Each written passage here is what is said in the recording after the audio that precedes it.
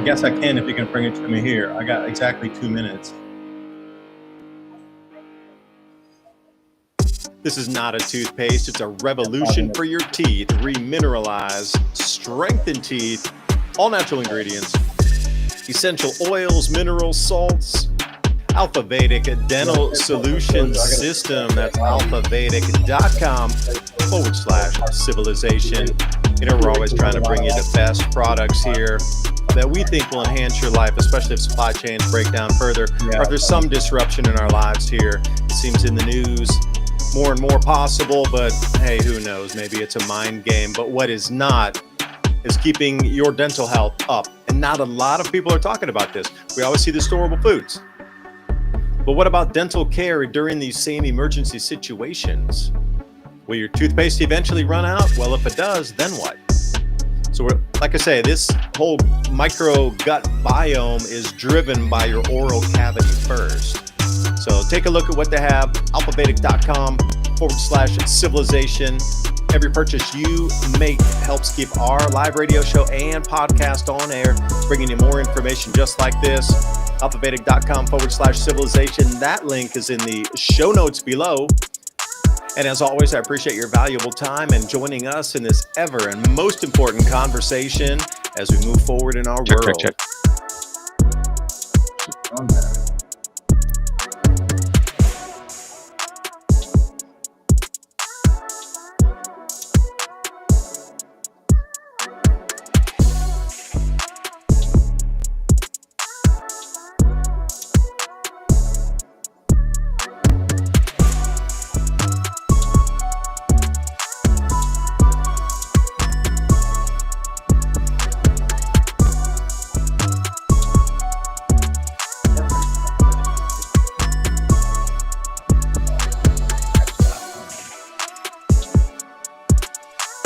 Hey everyone, are you ready to grow your own fresh, delicious vegetables, herbs, and flowers this season?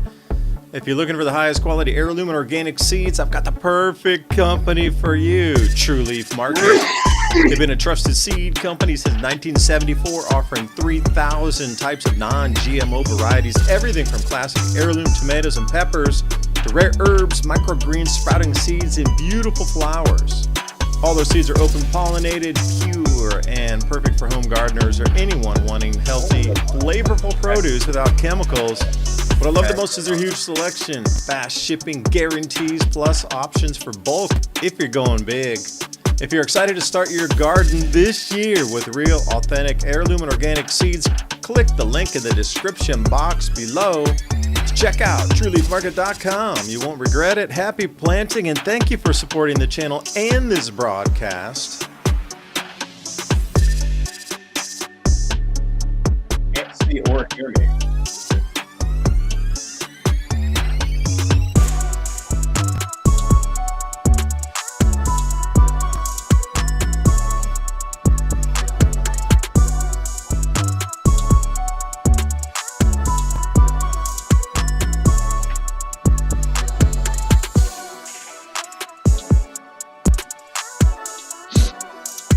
I'm going to turn myself off.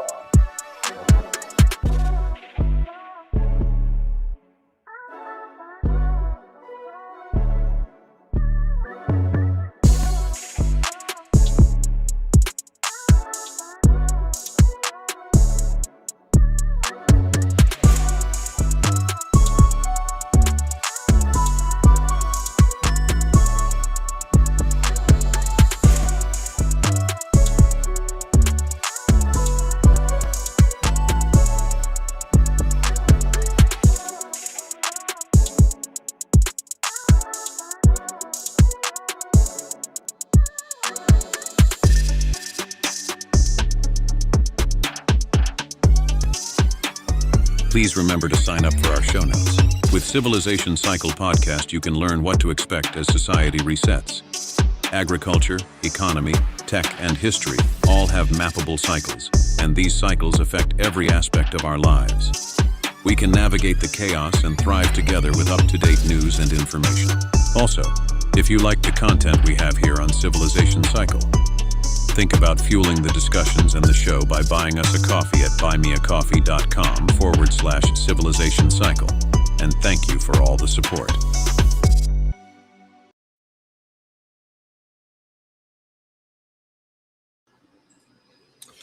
And welcome one, welcome all, wherever you are in this beautiful blue planet. Thank you for your valuable time and joining this ever important conversation about how our lives are being repriced. The repricing starts now. So just as we bring in the program tonight, the barrel of oil is going to be pegged at the bottom. $80 is as low as it's ever going to go again. Also, the 15% that's baked into your delivery cost for every single item is now going to be rising to about 20 to 25%. And all the inputs involved with that, with the new baseline 20% increase in fuel price. Also, the plastics prices are going up everywhere. So an additional 12 cents for every bottle that you purchase anything with. These are the new baseline prices here that will be with us for the rest of our lives. Just as much as COVID rose things between 90 and 200% for everything in our lives, that just hasn't gone back down. Remember those 2016, 17, 18 prices? Well, it's the same exact things happening now, just with the oil being at the new baseline, plus the new charges for all the tolls coming through the Straits of Hormuz. Like, this was the reset anyway, the economic reset. So we're going to talk about that tonight. Hope you can hear me 5x5. We're having some trouble getting on, so give me a mic check if you can hear what I'm talking about and what I am saying. Add to the stream. Why am I adding to the stream? Please help me.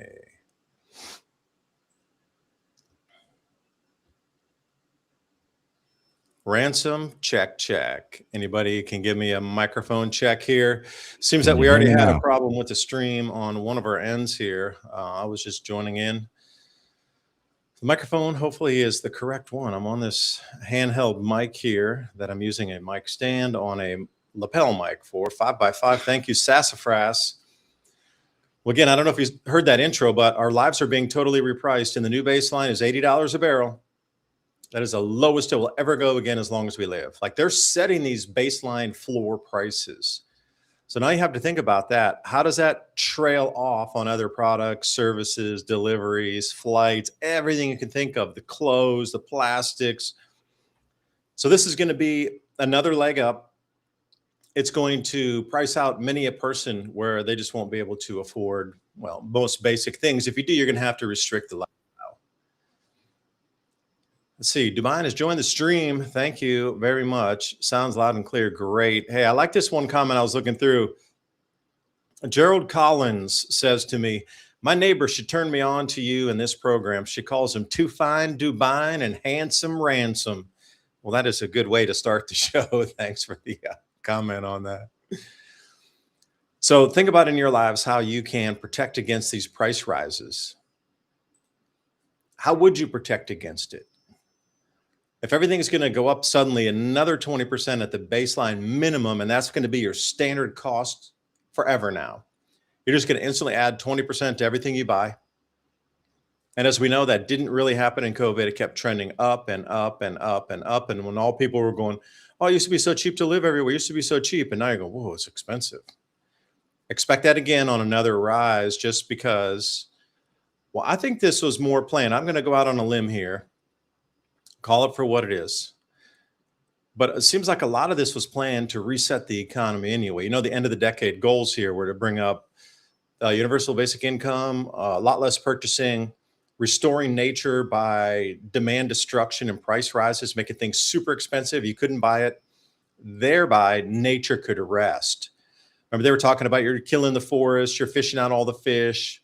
And I was like, wait a minute, I'm not doing it. You're advertising for the last 50 years to tell us to buy more and consume these products. We're doing that with the companies and the mega factories stripping the forest and the oceans, not me.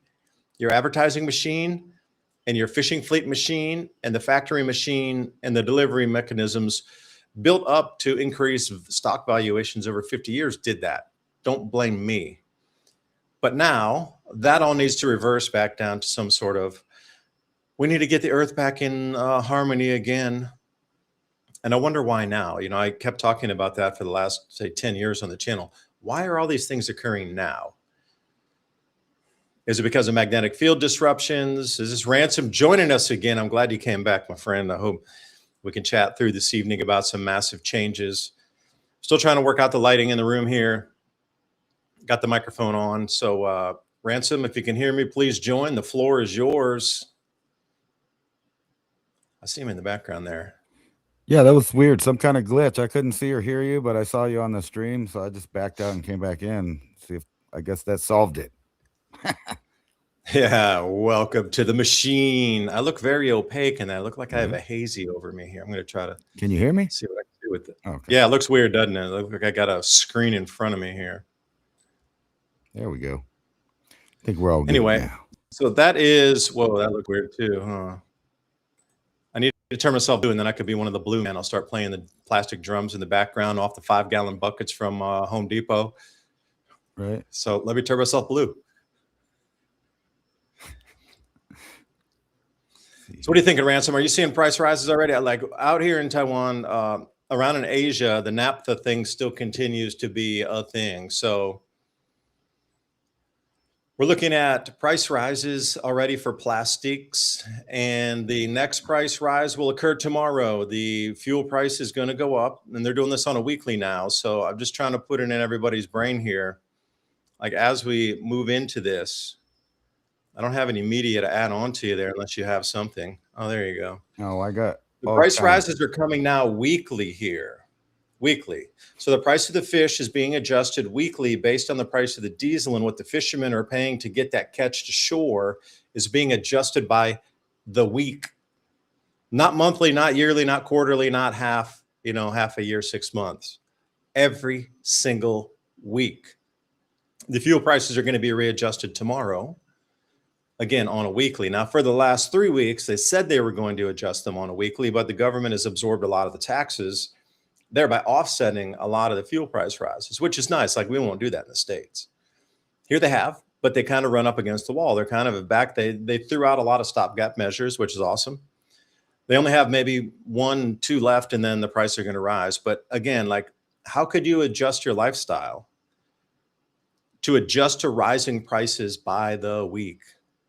Most of us get paid by the month, or if you're lucky, you get a paycheck once every 2 weeks. Try to adjust your lifestyle based on 3 price rises between your paycheck and the next time you start to buy stuff. Like normally a hyperinflationary event is that this is what occurs is people lose that confidence that the money can buy them as much. So they run out and they buy everything the same day they get paid. And there's these giant spikes in the economy on a single day or 2 days as everybody unloads all their money. And then the other 5 days, it goes flat. And you get these, it looks like a rhythmic pump, like an EKG in the spending patterns. Now, once that winds up into the daily, then you start to get into this Weimar Germany type of thing. But we are in the beginning of a hyperinflationary event. It's not about the money is not worth as much. It is to a point. But that is the thing that erodes the confidence of people that don't want to hold their money in a bank or don't want to invest it because the prices of return on that are not going up fast enough with the prices that are increasing by the week. Now, I am startled that things in a place where it's being revalued by the week. So again, many things are occurring here first, which are going to reverberate around the globe. It's just going to be, this is business. It's not an individual point on a map. This is a world business cycle that is unfolding. And because of constraints on plastics and naphtha and hexane and these sort of things, it's being felt around in Asia first. But you got to get that. The plastics produced here are the ones that eventually make their way to the United States for our food packaging. If you can't package the food for delivery, then what kind of bottleneck does that create? Not a lot of people are thinking and gaming this thing out. You need to roll it back to plastics. And those are going up by the week. And the delivery of your food, that's going to be greatly impacted because stores and factories can't even package the foods to take it to the shelf to get you delivered because the plastics aren't there to wrap the foods to even get it there. Yeah, thank you. Global plastic supply chains further pressured as Abu Dhabi petrochemicals plants suspended after attack. And it's going on and on and on. And this whole disruption, you say ceasefire, it's not.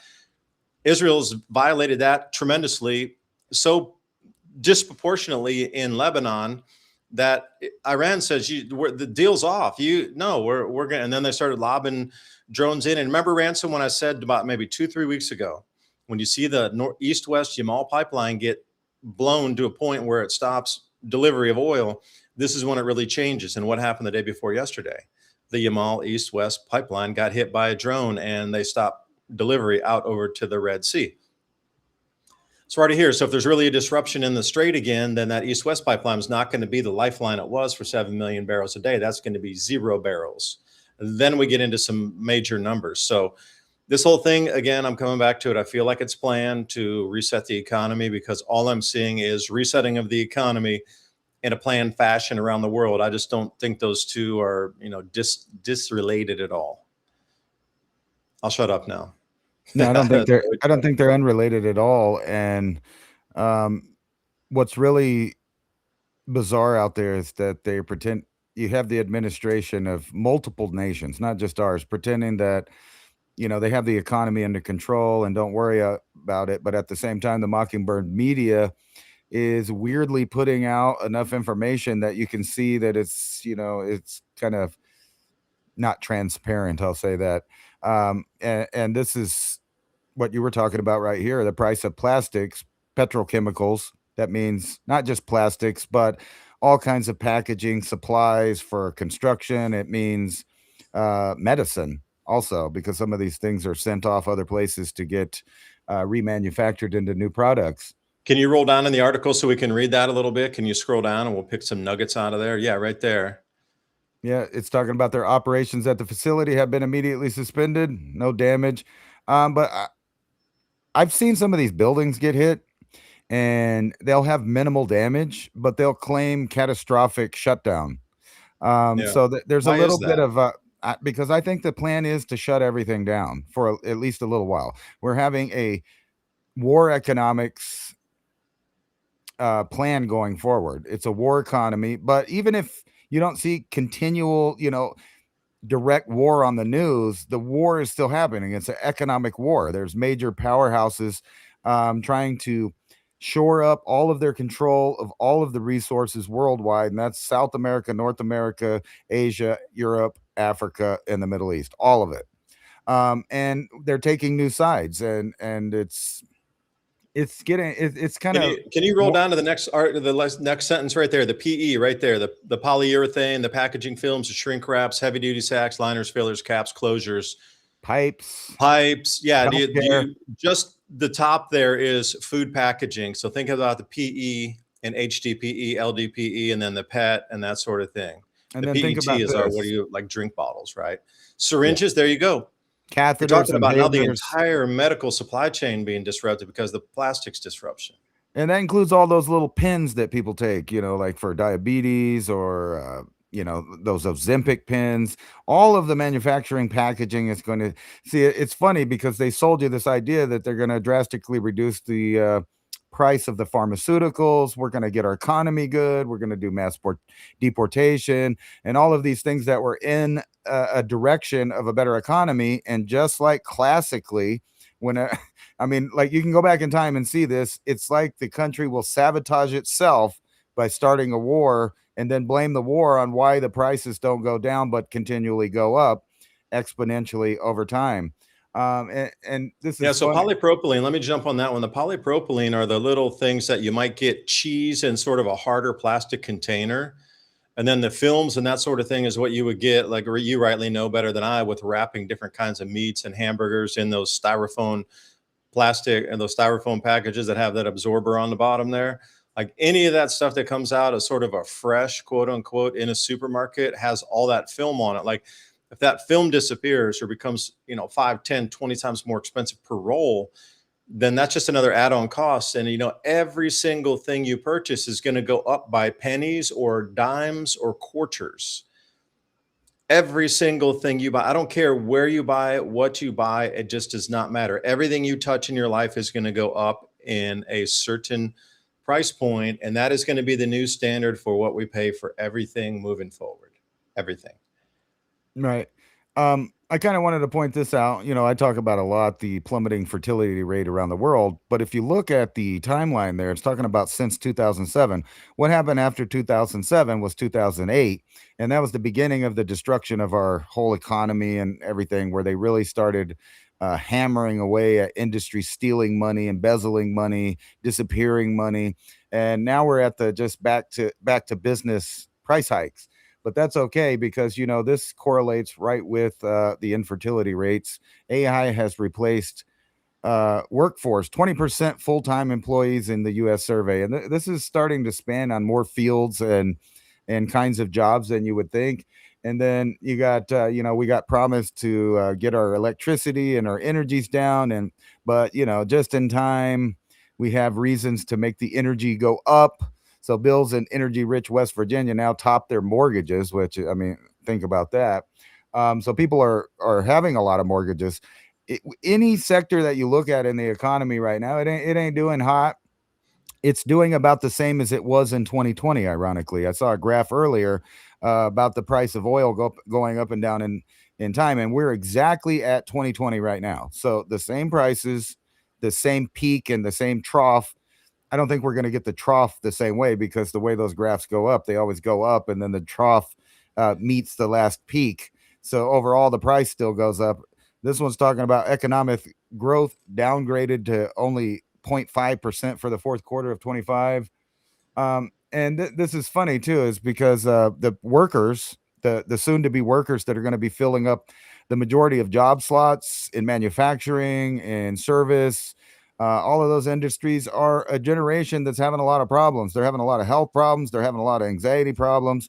And if you think about it, you know, you're looking at the future like, hey, well, these guys are going to be filling up the spaces and the jobs, but they can't even handle, you know, a little bit of stress. Can you imagine these guys really worrying about something that you know, matters?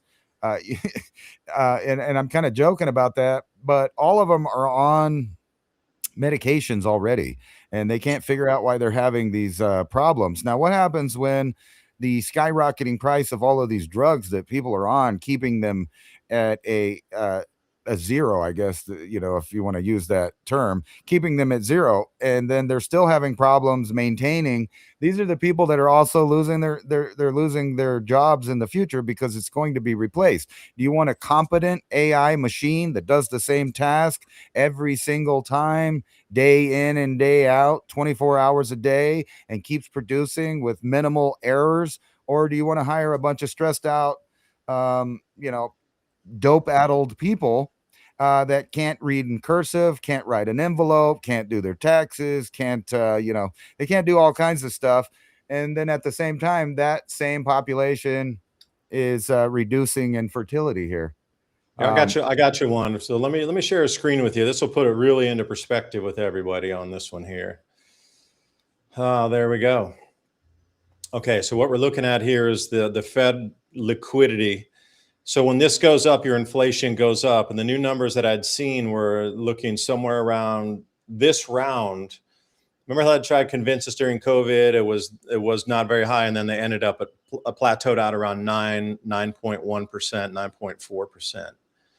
This time they are predicting for it to go between 12 and 19% based on the liquidity injection, the amount of money they're going to have to put in to prevent everything from collapsing, in addition to the runaway fuel prices and all the repricing anyway.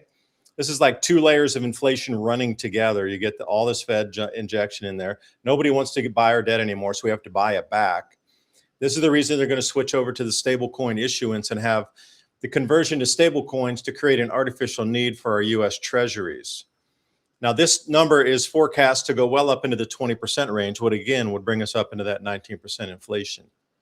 So this is one of the newest charts that come out over on Real Vision, talking about the same thing, just comparing COVID money printing with current money printing and what's going to need to be done to stop our entire stock market from collapsing some 80% or so due to the energy prices. People stop buying because there's no more product, the rises in price that everybody needs to pass on.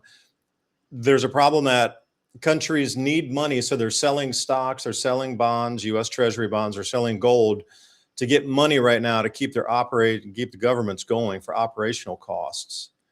That's why there's such a fire sale for everything on the planet. And it's the opposite of what should be happening. Like normally when a war, people go to gold.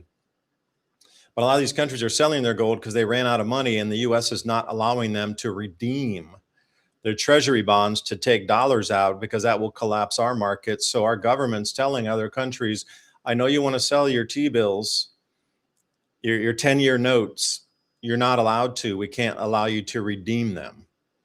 So this is where we get into this doom loop, or they call an economic doom loop, is we can't let people sell our treasury bonds that need it for their own needs for their money because it would collapse us just on that alone. So their backup is then to start selling their assets, whatever it is, their holdings, their gold, their mining companies, their port, contracts, whatever. They're selling all that off. That's why everything is going down currently. It's not because the economic activity is really going down. You could charge more and then make up for that and just get a higher bottom line by charging more because there's a disruption. The current thing is anybody selling everything. They got 200 countries selling anything not nailed down because they can't redeem their treasury bonds to continue their government operation costs. Every country in the world is going to need to print even more than COVID. They're just going to have to make money out of nothing, literally, and then they're going to start selling hard assets to get real money. So we're just in this loop of downward spiral. Eventually, it's going to hit the bottom, and when it does, like gold and silver are just going to go to the moon, literally on a rocket ship, anti-gravity propulsion straight up. But until that happens, Here, well, check out this. I know you love the graph, so I'm going to give you another graph here. I love the graph. I'm a graph lover. All right, so this is leave your graphs. Don't put me near your graphs. This is oil prices here. It's maxed out as far as it goes back, and it only goes back to February 24th, 2012. And as you can see on this, since then, the average of the barrel of oil would be right about 80. And I know you were telling me that earlier, but I think the new thing is going to be right about 90. So you can see, I think from now on, 90 will be this pit right here that we had in 2016 of $31 a barrel. From now on through the future, they're going to keep it hiked to about 90, I think. I know you were saying 80, between 80 and 90. That's probably where it'll go back bare minimum. And that's the bottom floor to never go below that. So for sure it could go above it, but 80 is the minute. Will never go below 80 ever again. Right. They're gonna price it as such and structure. You know how they manipulate everything anyway. Right. I agree with that. That's what I think is 80 will be the bottom, but 90 will be the average. Right around 90. And it's actually, if you look at this going back in time, the only time we had gas prices or oil prices that were low was between 2016 and right over here at 2020. And then boom, it skyrockets up here by 2021 up to, if people forget this, that back in, all through this era up to 2016, you were already dealing with $90 to $100 a barrel, and now we're back there. So actually, this is the norm, already going back 2 decades. People just don't realize that because of the fluctuation, and they had a little break here between 2016 and 2020, but then it just kept going up and up and up. And as you can see, it never went back down to those $30 prices. The lowest it got was $63 a barrel, and then now we're back up to around $100 a barrel. Actually, it just went up again since I looked there. That's April 2nd, 111. I think it's like 96 today, if I'm not mistaken. After all the good news, the planned fake good news, and then you got. I love these terms: price correction. Overdone to ESA means what? It means that it went over the price range they were anticipating or planned it for. So that price dip that went into the 90s, maybe it was unplanned and they really meant to keep the bottom floor at 100, but it broke through that and went to 96, 95 by accident. There's a lot of things going on with this pricing. Yeah, oil prices to hover around $100 forever. Concerned about Iran ceasefire, and they're going to let only 15 ships through, and it's going to be an extra $2 million a ship, an extra $1 per barrel of oil. For every oil barrel that transits across the planet through the Middle East, you're going to get charged $1 extra per barrel now. And what's funny to me too is that a couple of years ago we laid all this out. Now the Strait of Hormuz was only one piece And we talked about the way that you get into the Mediterranean from the other side. So up above Cyprus, and you mark my words, the next stage of the world transformation is going to be between Cyprus and Turkey, all through that area right there. So this combat is just going to move over in the news to a new spot, but it's not going to stop. It's going to continue on. They're going to fire missiles back and forth. There's going to be operations. They're just not going to stop. It's going to be a steady incline, just like it was right after 2001. Yeah, let me jump over to buymeacoffee.com/civilization cycle. Got some comments and some double espressos rolling through over here. Catherine Barlow, thank you for the double espresso. I'm still freaking out about DJT Truth Social post. I think it's an invasion of the body snatchers. MK Ultra. He's acting bonkers. I can see my job eliminated by AI, but I'm getting old, so whatever.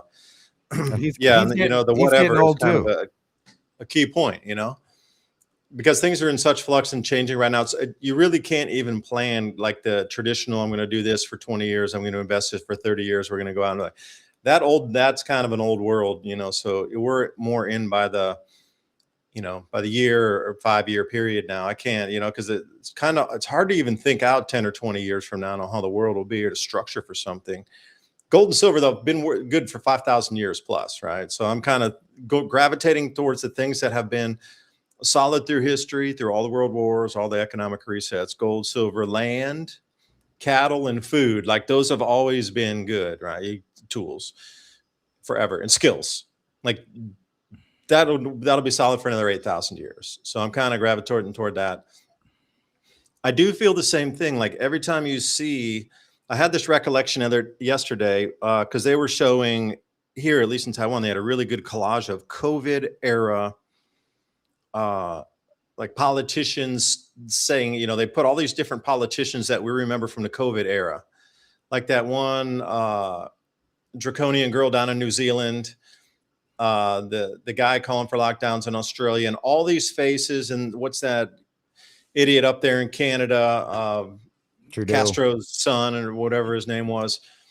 All those faces, they all brought back the memory. And you know what? Not a single one of them is around because they can't repeat the same playbook by having the same talking heads trying to direct you with the same orders again. Have you noticed that? So they switched the script. They got all those faces out of there. None of them remain. Even that Root guy over there, who's the NATO leader, he used to be in a Dutch parliamentary position and he got switched in. So they've switched around the roles for everybody. And they removed and replaced it with all new faces because you cannot have the same old horse faces directing you to do something the same way again on lockdowns. Nobody would accept it. So they got a whole new active characters, Is that me freezing or you? Thank you very much. God bless you and your family. Someone bought 3 double espressos. Thank you, BB. And let me read this last one here. I'll let you comment back up. Douglas bought us 3 double espressos. I'm trying to look through my camera to read it. You guys see him? Always look forward to seeing and hearing what you have to report. Cutting edge. The cutting edge is everybody out there. You can cut your own edge. All right, let's see here. Let's go over here. You can dive in and cut your own edge by looking through things as well. Did I lose my I lost my feed? He's Add loading to the back scene in right now. Yeah, you're having a little problem on that end, huh? Anyway. Yeah, it actually is what he's saying. Let's see if he comes back here. Yeah, okay. And you're about to start hearing the same stories too. Supply chain disruptions, things like that. And he's right about one thing. You know how you notice that they changed the actors, and I call them actors on purpose because think about the people that they had there, like Don Lemon and all of these other people that were on TV lying, and then they all got fired slowly. The Stelters, the Lemmings, all of those kind of guys, and they didn't really go nowhere. They just kind of put them back so that later, they could come back on. And right now it's the right's turn. So they're destroying any kind of voices or cohesion that you would think of on the right side of things. And they're going to burn it down. And mark my words, this election, they'll have a bunch of losses for the Republicans and a bunch of wins for Democrats. And then they'll start saying they can't do anything about anything because of the Republicans, because of the Democrats.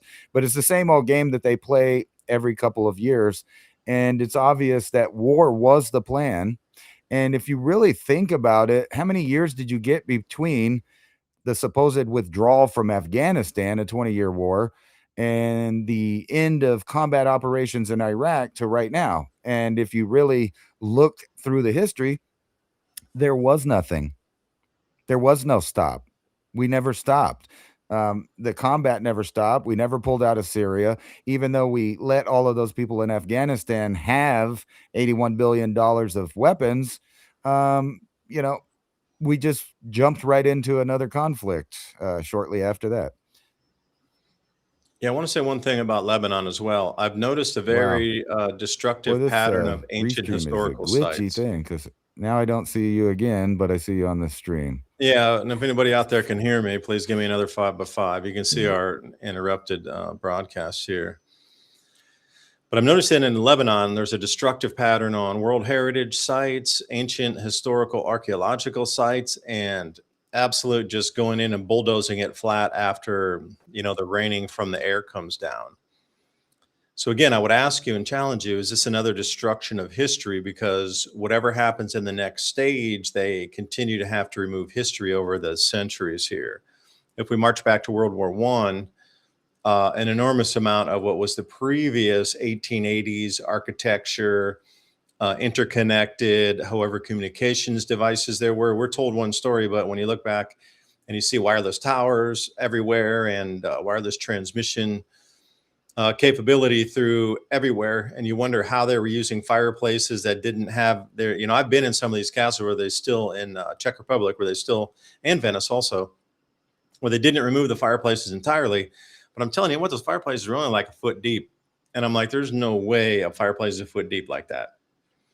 So some other source was there. And I've seen a lot of those images where it had, the two metal columns next to it. I mean, if there was some sort of electrical charge between that would have had the reflective heat coming out. And, with Tesla and all these, inventors of the time back in the early days forward, it wasn't as if Edison and Tesla and Marconi and all these people who invented great things that we still use today, as if they weren't around with their brilliant minds at that time. And you wonder what was destroyed at that time and what had truly been invented, because, also at the same time, we came off the bimetallic system. And what I mean by gold and silver were used for money, like to print money, the money we understand as paper.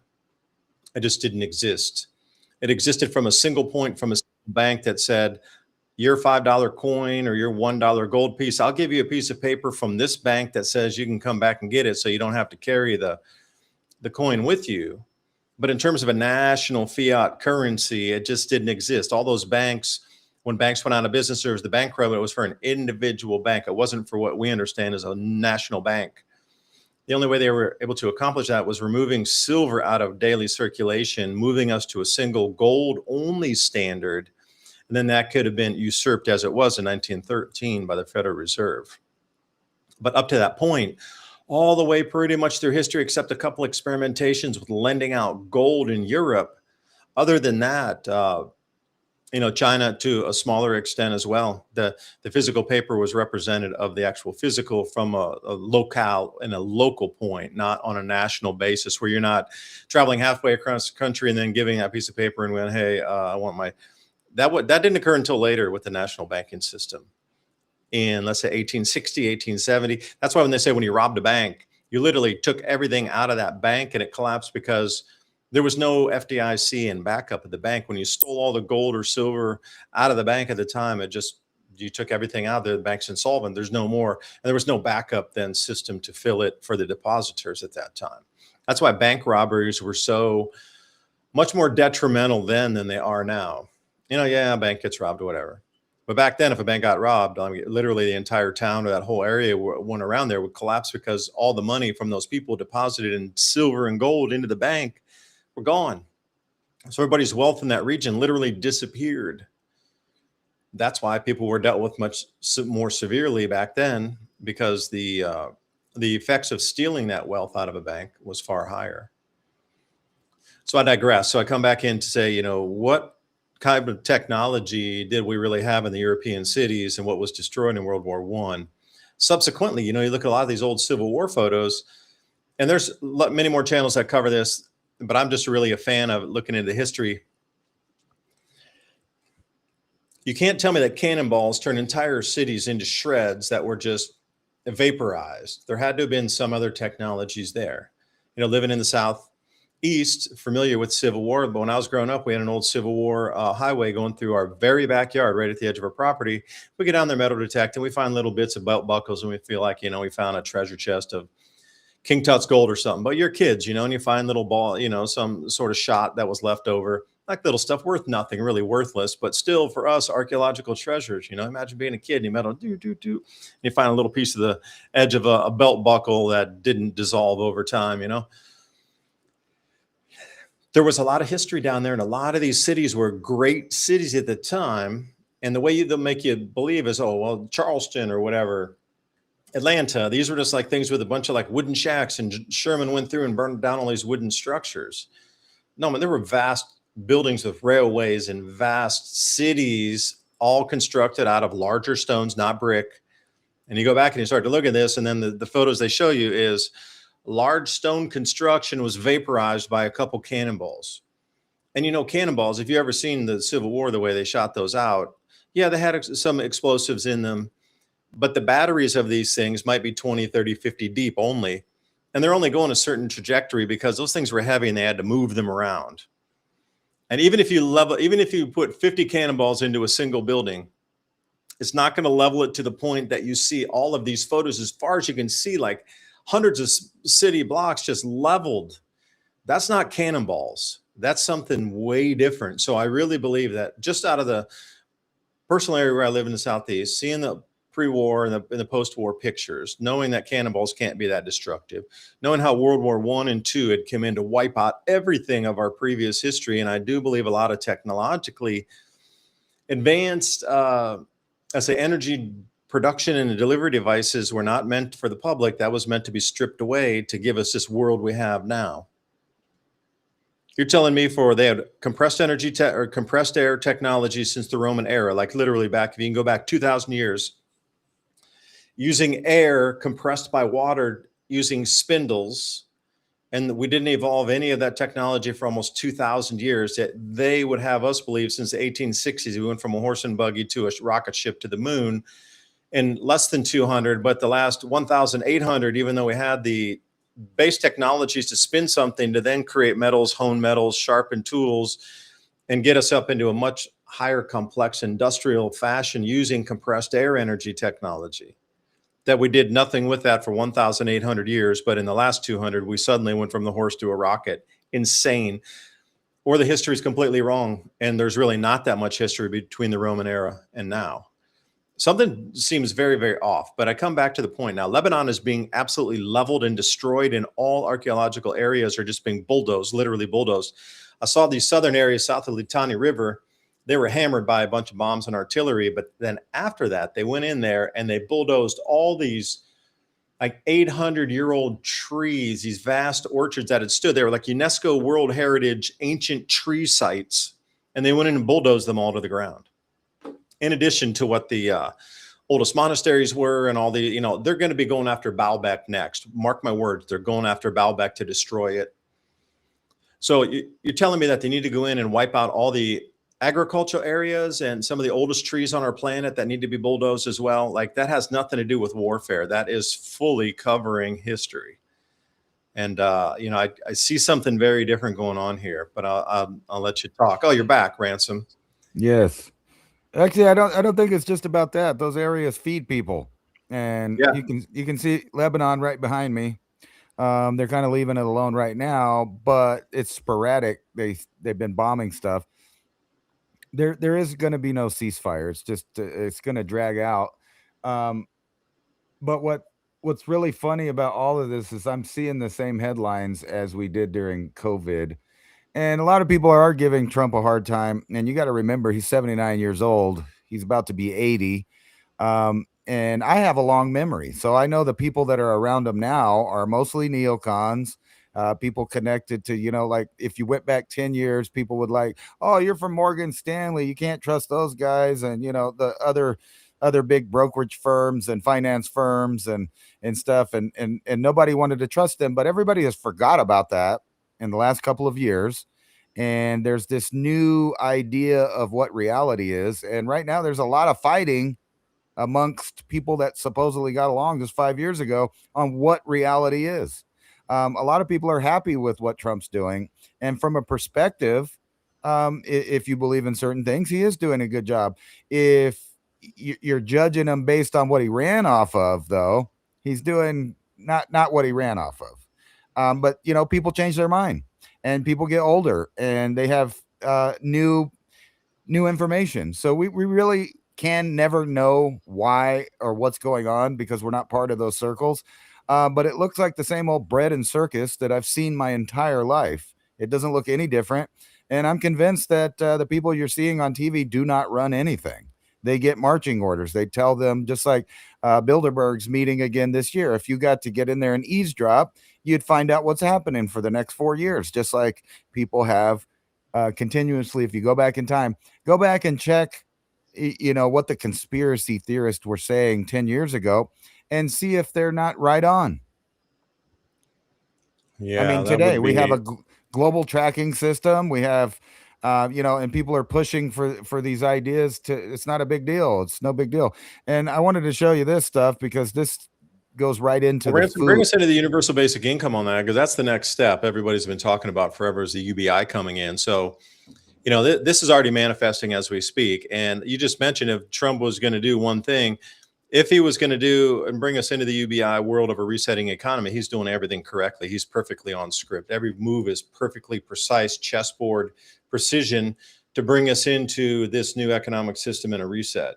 To bring us onto UBI and do all this, what they need with stablecoin issuance to bring it up and move us into a stablecoin economy. That is on par with perfection. If you're looking at it from a different lens, it's not. Well, there's two ways you can do that. You can sell people on the idea of a universal basic income to where the government basically will take care of you from cradle to grave. And as far as I know, that never really works out. But there's another idea. It's price fixing. It's making sure that the prices equate the average income so that people never get ahead. They never have the ability to save. They never have the ability to get properties. They never have the ability to build real inheritable wealth for their children and their grandchildren. And if you could manage to do that, then for all intents and purposes, those people have a universal basic income, but it's at risk at being lost at any time. So it's not like a permanent guaranteed thing. They're going to sell you on the idea, but what happens whenever, it gets hacked and everything's digital zeros and ones? And, we've already had debacles like this on a small scale with the food stamp SNAP program. People forget about that it can just be turned off, or your government can all of a sudden decide that it has other priorities for that money that's allocated for those things. So you can't trust any system to feed and protect you. You have to do that yourself. You have to do it no matter what's going on. And you can look all across the headlines. It's the same thing. Wait, can you go back to that one again about Mexico? Because the very same thing's happening in Ireland right now. Right. Yeah, this one here. I'll laugh because Noy Mahoney, I knew a guy named Bob Mahoney when I was in university. Cool cat, man. We worked together for a little bit, and that guy was the coolest. But I just had a smile looking at that Mahoney name. Well, but yeah, it's the same. The very same thing is the fuel price and everything's rising so drastically in Ireland they can't survive, so they're blockading the entire country. No road is open in Ireland right now. So what's this one? You're more familiar with the Mexican one. I'm probably more familiar with the Irish one. So walk me through this. I haven't been surfing on this news too much in the last few days. Well, this is basically they're mad about the same things, rising costs, and not only that, they're telling people that they have to participate in different programs that the government is coming up with. So this says the Mexican countryside FNRCM included road blockades in at least 20 states to begin around 7 a.m. And for a fact that the cartels have a hand in this because food is big business. And people think of drugs and they think of human trafficking, But some of the biggest battles and fights are happening over who controls the areas that grow the food, who grows the avocados, the corn, and all of the other products that are multi-billion-dollar industries every year. And the fact, people talk a lot about, well, America has the demand for the drugs. If there was no demand for the drugs, then they wouldn't be giving it to us. Well, the same applies for food. We want fresh bananas. We want fresh avocados. We want this, that, and the other thing. And in order to have that, you have to deal with the people that control the area of the land. It's the same thing with the oil. And that's kind of, and you want to say one thing that I think Trump is smart about is trying to include the nation that we're going to war with and tell them, hey, look, if you stop it, we can share the revenue in the port. I mean, in the strait there, we can share the revenue. But they don't want to share the revenue. They want to control it. That's the problem. Is everybody always why would I wants want to to give you control part it. of my revenue? Right. If it's my country, my resources, and you're coming in, putting all these sanctions and bombing, why the hell would I want to give you a single penny of that?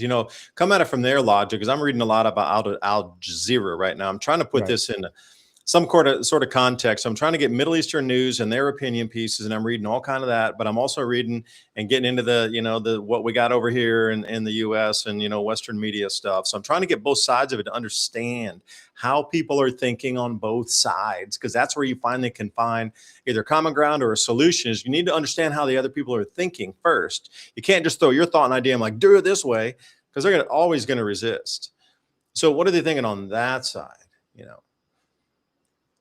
So the point, that's the very point right now is, well, you just suddenly want to come here, bomb it, and then, give us half of your stuff. Like, wait a minute. Oh, that doesn't work. Like, you had taken and done so many sanctions on the country for so long, and now you bombed it, and now you want half our money because you're going to, this doesn't make sense. So the whole point for them is they don't understand how it makes sense that the U.S. can even ask for such a thing. Like, just illogically, they're thinking it's an illogical request. Now, suddenly we've been enemies for 40, 50 years, but then today you suddenly want to share revenue with us on a transit point. Like, they know they want to make it sure that it's the whole thing that I've been getting the gist of it is they want to make sure that it's US dollars that are used for the transit point fees. Like currently, Iran wants to use cryptocurrency, Bitcoin, or Chinese yuan.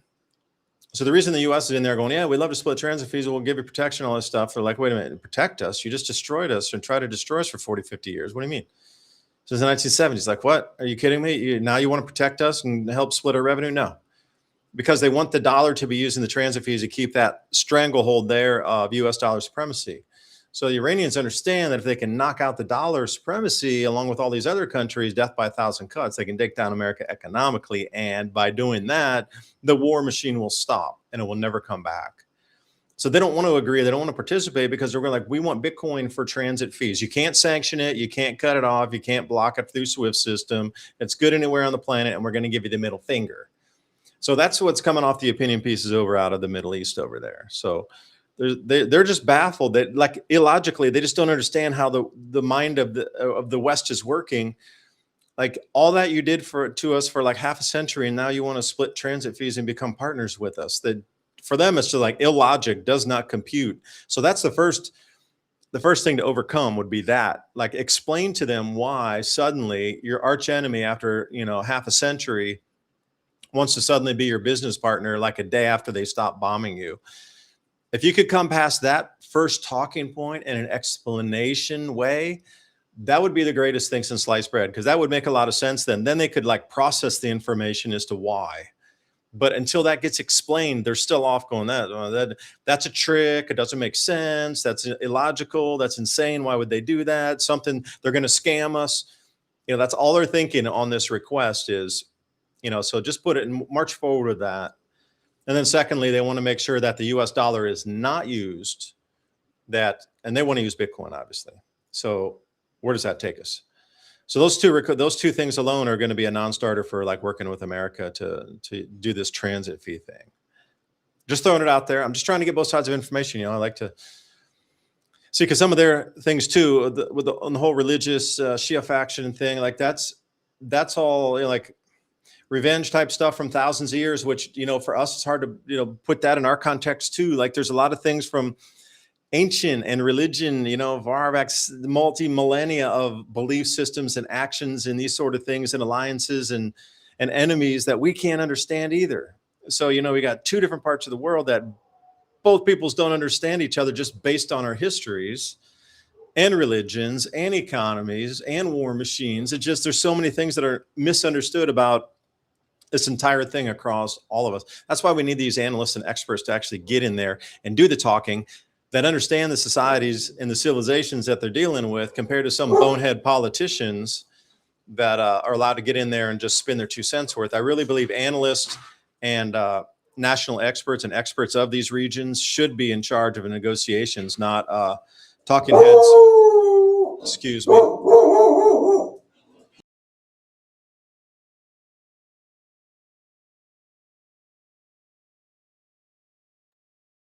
Bruce.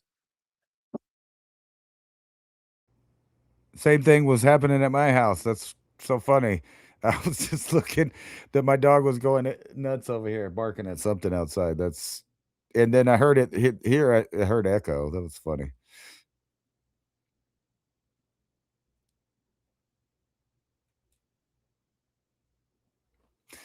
Anyway, check this out. You know how I'm always talking about how over here we need to, the younger people, the Generation Z and millennials, really need to get on the older people and become apprentices and learn what we're losing. I mean, a lot of valuable information is losing because you can blame it on one thing or another, but there's a whole swath of certain generations that know things that are just disappearing, and evaporating around us, unfortunately. But over here in Berlin, they're targeting entrepreneurs, and they want to punish people for not having apprentices, which is funny. I don't think you should, punish them, but at the same time, this is something that absolutely needs to happen, is apprenticeships with all kinds of stuff. Well, Ransom, bringing us up to the end of the first hour here. Now, think about that. You are giving skills to the next generation that will have skills that can escape and stay outside the system. If you are an apprentice and you understand any of the trades, you will be able to stay outside of the system. You always have a tradable, barterable skill that can be used, that people will provide for you. Food, shelter, safety, actual tradables, gold, silver, or whatever it is outside the digital system. They're discouraging anybody from having a way and a means to think outside that system, even entrepreneurs. Like, that's a taught skill. There's a lot of failure in it, but there's some successes in it. But you're allowed to stay out of the system if you decide to be an entrepreneur. The 9-to-5er. Why do you think we get taxed? I hate, because I get taxed, an extra 7.5% that I have to pay out of my own pocket for Social Security and Medicare every single year, because I have my own business, that I don't work for somebody else. That is a penalization of your thoughts to escape the system. Like, you're getting an escape the system penalty. Well, they're just trying to just hammer the nail down so that the thought never goes past the next generation, which is even scarier, I think, than a double taxation event, really.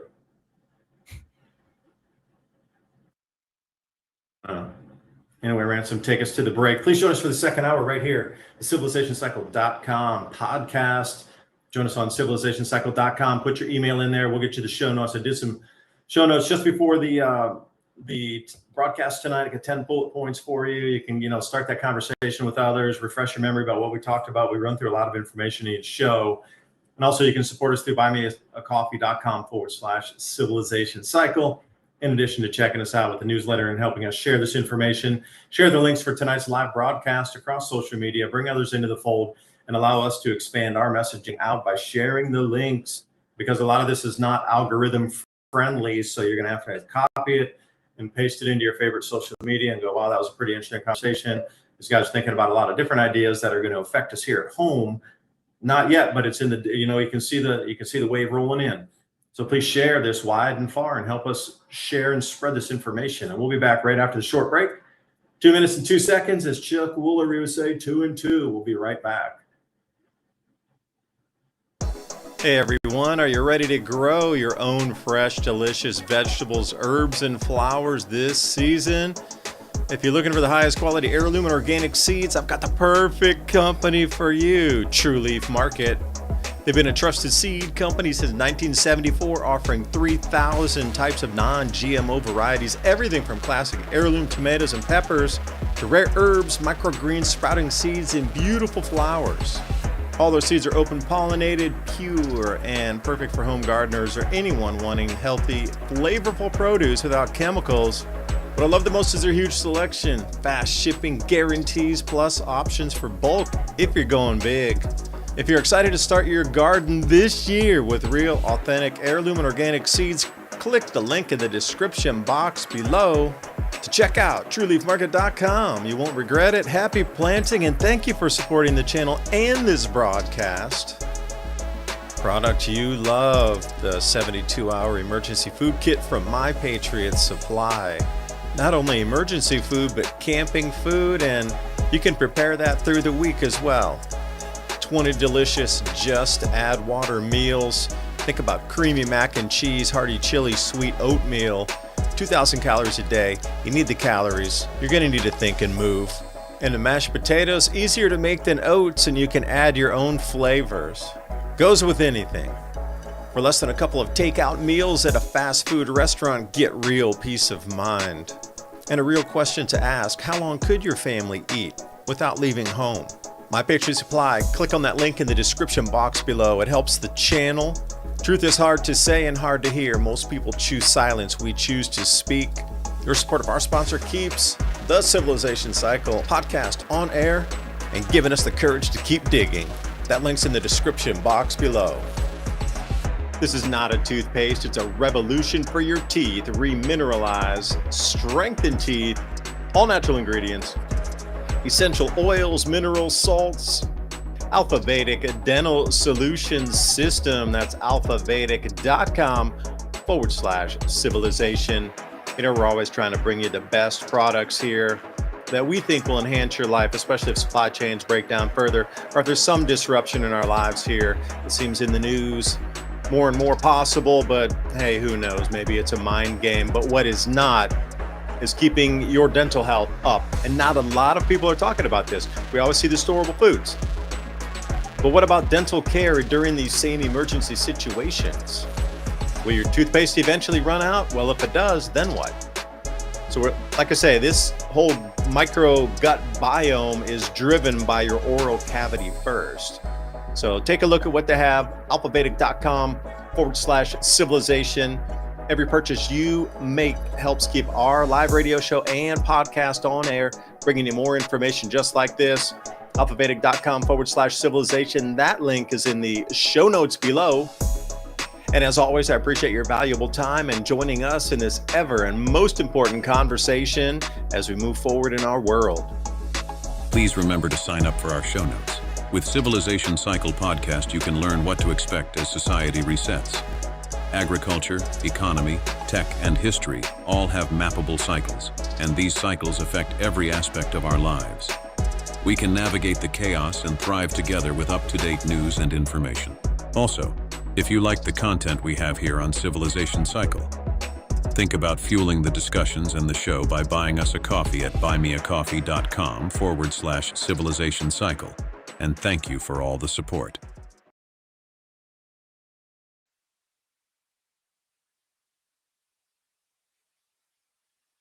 And welcome back. Got blurry there for just a second. Yeah, speaking of Alpha Vedic, I'm going to be getting on an interview with Dr. Bear Lando next week, and they got a new product that is specifically for gut health. Because what they're noticing also, and he's going to try to explain it to me the best he can with all these different like variants of contaminants that are around in our environment, it seems to be leading to a lot more digestive and gut issues for just the general populace that nobody's ever seen this sweep before of different types of like either leaky gut or non-digestion issues, people having trouble. So he's going to explain it to me. They have something new for that. Again, make a drink of it in the morning. But I'm really curious on how we can keep our bodies healthy during these changes. That's going to be one of the things is if you're going to have to eat different foods you're not used to. Let's say you start nibbling into your storable food, you start eating other things that people are preparing because that's all they have is something they got from a can or whatever. If your diet's, going to be radically changing, but your body can't change with that. you're going to have to think about that as an issue also. So it's not just that you got the storable foods, about what too. We're going to have to get her out of here.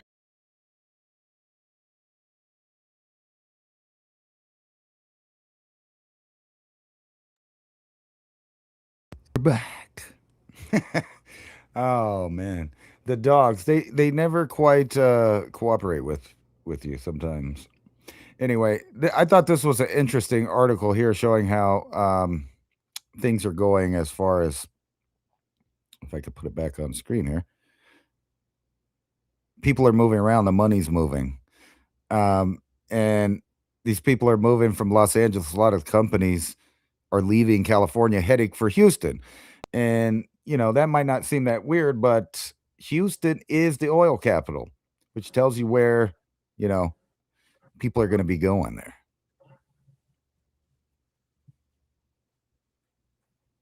And I wanted to. It's going to be the great migration as well as it is going to be the great repricing. Both, I think. You can't tell me that they both don't go hand in hand. And what's another one of the goals there, Ransom? It's about consolidating everybody into these 15-minute cities. It's about consolidating all the world's populace in whatever nation you live in into certain regions where everybody will live, and the rest of it will be non-human go zones, like really non-human use zones where you're going to have to get out of there. So what we're going to start to see is this push of everybody into these cities, wherever it is, like you're just mentioning one area here. And where the data centers are all located around down there in Texas hugely as well. So you can't tell me that all the data centers are popping up there. They're pushing all the populace there, and that somehow there's not going to be some sort of system that intertwines humanity and all that built out infrastructure as one like package in the same time. At the end of the decade goals, they're trying to push everybody into these cities. Like, man, again, you can't tell me all those pieces of information are not connected together somehow. Right. Well, a lot of the companies and investment might be leaving California, but I found this is weird. It always catches my eye when I see things about reintroduced animals or, animals that don't belong in a certain area, all of a sudden popping up, invasive species. And this story is about someone may have maliciously caused a huge rodent invasion in California. And if people don't remember this little guy, he caused havoc back in the day because they brought him up from South America to use for fur. And they wanted a bunch of them to make fur out of, but they eat all the food. They eat all the crops. They eat everything because basically they're just a large rat. And it looks like either some survived the eradication of Oregon and California in the past and they survived, or someone brought a new wave of them. And I keep paying attention to this because this is like as bad as insects or something that you would have, on crops, because this thing, it produces just like a rat. It basically is a 20-pound rat, and it eats everything. And now they found this pregnant one, which means there's probably a breeding population, obviously, or it wouldn't have got pregnant. It would have been just an off pet. But back in the day, this was a huge problem. They had to literally have a war against this same specific rodent in California because it was destroying crops and making it hard to eat. Imported to Oregon in 1937. And it wasn't until 1970s that they eradicated it, and now it's back. So I find it funny that, you have all of these drought problems, you have mismanagement of the land, watershed issues, you have fires, you have leaving investments. It's like a planned implosion. It's hard for me to believe that so many, events just happen in an area. I think it's all planned. I think, there's really smart people and think tanks that think up little things like this, like, not to get too woo woo, but we already know that they can control bugs behavior. So you could send weaponized bugs to an area to destroy a crop, or any of that thing is now in the realm of possibility happening. And all the average common man's going to see is some article that says, oh, the bugs are eating the crops. They don't know why, they don't know where. And the idea that man could actually control some of the forces of nature is beyond their thought process, because it just doesn't seem like they would or they could, but they do, they can, and they would. Yeah, but you can eat those rodents, right? Those are very much of a delicacy around in South America, right? Could we not turn the tables on them literally and go out and, people love lobster and, there's limits on it because there needs to be a rebreeding population. Yeah. What if you could go and hunt as many as you want, and then there was restaurants that started up and they brought some South Americans up here that knew how to cook it really well and like imported a bunch of chefs, and then all right, Oh, we did that we'll provide already. the meat. We opened up this restaurant here. We got some of the best chefs out of South America to come on up and cook it. That'd be like a win-win for everybody. Just thinking outside the box. Well, kind of. I mean, they have unlicensed, vendors in New York City, Chicago, Detroit, eating guinea pigs right out on the street. So we have already imported those chefs here. Just move them over south, move them west. All your opportunities out west there, son. Right. I kind of wanted to show you this. What's this capital market assumptions thing? These are the kind of things I would get interested in. I got a chart for you after this too here. All right. Well, that's it. This is kind of this Northern Trust Asset Management's prediction for the next 10 years. It's an outlook on it, and it covers a lot of stuff here, especially in the realms of the way the jobs and things are going to go. I wanted to scroll down here. So yeah, what was the header on that too? That chart you just showed. What were they looking at?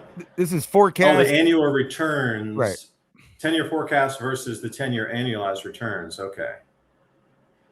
Yeah. Oh, so the forecasts are down. Look at that. Every single one of those categories is forecast to go down from this point. 100% of those, except for Europe investment grade bonds. Right. And why is that?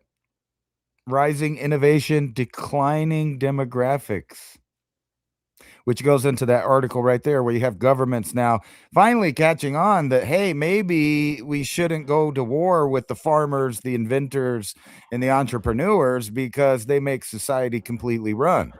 And then when you look down here, nearly 40% of the jobs worldwide and a 60% in advanced economics are now exposed to AI for replacement. So you see these big chunks down here, the green and the dark green. Those are chunks that they expect to leave where people will not be working. So for the world, it's about almost at 40% right there, as you see on the first graph. Wait, let me challenge you then to ask what the low exposure AIs would be. If those greens are the high exposure, obviously like lawyers would be the first ones hit. Like, to write any document now, it's a no-brainer to say, I'll do any lawyer that spent 30 years in practice for you. But what would you consider the blues to be? Those are going to be the trades. Those are going to be the people with hands-on. Those are going to be construction people, the plumbers, you plug in there what your trade would be. And that is, it's come back to humans can't be replicated for a lot of tasks. Well, it's not just the type of workers. What they're talking about is low income economies. They're talking about Africa and other places that aren't really that high tech. But when you look at the advanced economies, you see almost 60% of the jobs gone. You see what I mean? Well, see, it's a great to have an intelligent society that can read and write and solve problems and, put pieces of information together, however they do it. And, it could be right, wrong, indifferent, whatever. But that's 60% of people that can think at a different rate than those, 20 something nearly 30% of people in the low income economies. That's more than double almost than the low income economies being affected.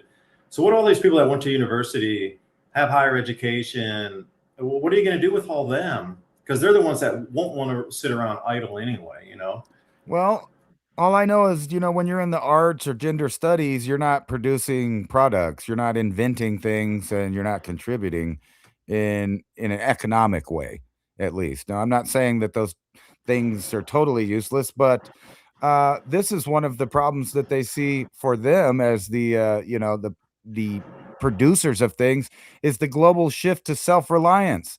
And this includes like individuals and individual investors, individual companies, individual people doing their own thing, trying to work around the world economies, work around the tariffs, work around all of this stuff.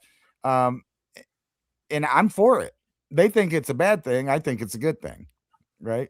So geopolitical tensions and protectionism are pushing countries to pursue economic self-reliance. This is a good thing. This is just like having political firewalls with different countries. This is the whole reason we've never wanted a one world government, which it seems like we're going to get anyway. And you kind of mark my words on this. The United States might just temporarily pull out of NATO because Turkey is a NATO country. And if we're going to have problems with Turkey, which I think we will, and the reason for that is because they're the new manufacturing center for high-tech weapons, for drones, for bombs and stuff. And they're selling them all over the place. They're selling them to Europeans. They're selling them to the Middle East. Russia's buying a lot of them. So they're playing all sides, and somebody is going to get upset. It might not even be us. It might be the other side. It might be Russia that has a problem with them, and China because of what they're doing, because they're literally playing all sides to the middle. The problem is, we have this world economy here. Look at this U.S. tariff rate. This was all the way until 2025. You see how it dropped, but back in 1941, it was almost at the same point as it is now. Matter of fact, a little bit higher. And what happened in 1941? Caveat to that, Ransom. Inflation in America was 21% at that point too. So some of the highest inflation ever experienced in America was post-World War II. In that era, from say 41 to say 48, we actually went above 20% on inflation, because they were trying to write down all the debt that they had accrued up through World War II as well. So, following some of these numbers here, you're going, oh, can you imagine a 20% annual inflation rate in America? In addition to the increased costs of everything, the cost basis on something itself, and then add the inflation on top of the increased cost, Right. You're gonna get it from both sides, or you're just gonna get these instant price rises, or they're gonna settle into a new level, and then you're gonna get 20% on top of that. So, ouch. I don't think a lot of people can survive this economically. I really don't. If you looked at this pattern, if they would have stretched it back into the 30s, you would have saw the depression and the effects of the depression, and the tariffs skyrocketed, and then we had a war. Right? So look at the graph and tell me what happens right after the tariffs peak, according to this graph. I'm just saying, I'm not claiming to understand all of the data that it takes to make this, but as a pattern recognition thing, I see 1941, World War II, tariffs go down, they keep going down.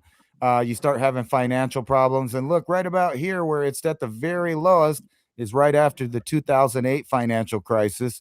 And then you get over here, and then boom, back, it just skyrockets in 2025. What do you think happens right after that? Well, war. And remember, Turkey, they're coming on hard and heavy with their semiconductor production as well. They're setting up for the new high tech,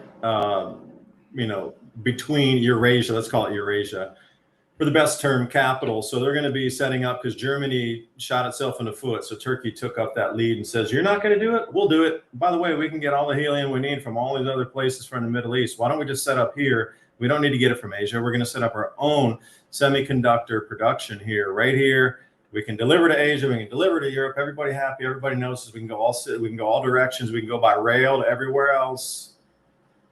And can you go back? That was such a great little report there. And you want to continue with that? Yeah, right. Well, I just wanted to say one thing. I mean, before we get back into the financials, think about this one thing. So if you were back in the 40s, in order for a nation to become relevant militarily, they had to have all of the metals to do that. They had to build equipment. They had to build artillery. They had to build planes, tanks. We're not in that era anymore. What you need are chips, AI, and C4.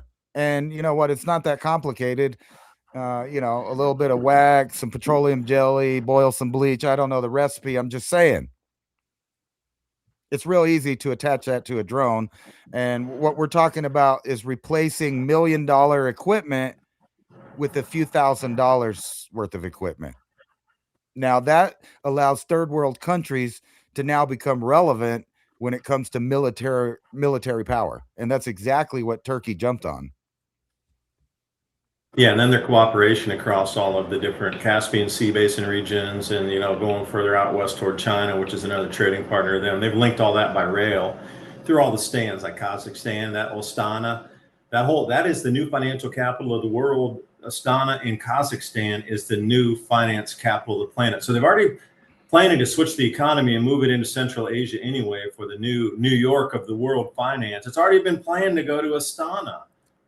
So if you can't tell me there's already isn't a plan to disrupt and break the rest of it and move it somewhere else and introduce an entirely new system, I mean, You can only go so far and go, well, that's conspiracy. But the rest of it's kind of fact. It has been for a better part of a decade now. Excuse me, I digress. Go ahead, Ransom. Well, I was just looking at this thing here, and this is the government deficit percentage of gross domestic product, or kind of their debts and deficits. And again, you just look at these dates that they go up. Everybody goes Where's down. the 1980s for Japan? That's a good reference point. Does it show you the 1980s on that? There you go. We're only going back to 02 here. Okay. Because I'd like to see what the 80s were with Japan when they were at the apex of the world for everything, for economy, production, high tech, electronics, exports. They were like the apex predator, with surpassing the United States. So I was just curious on the 80s with that. Where they well, look at this big dip. Everybody started, kind of getting rid of their debts and deficits right here, and then you hit, because they printed so much money and they wrote it off. They inflated that away through COVID printing. They're gonna do it again.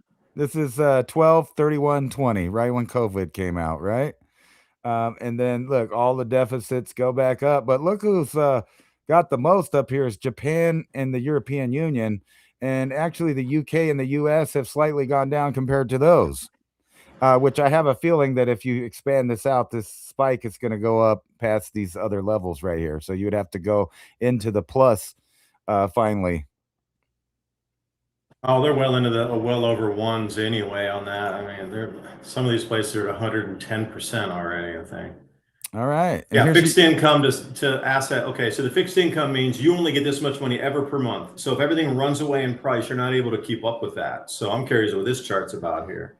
Right. So I fixed income. So you put something in, Ransom and me, we put in $100 and they give us $2 a month on interest or something, right? That's all we get. We only get $2. Doesn't matter if inflation's running, we get $2. That's it.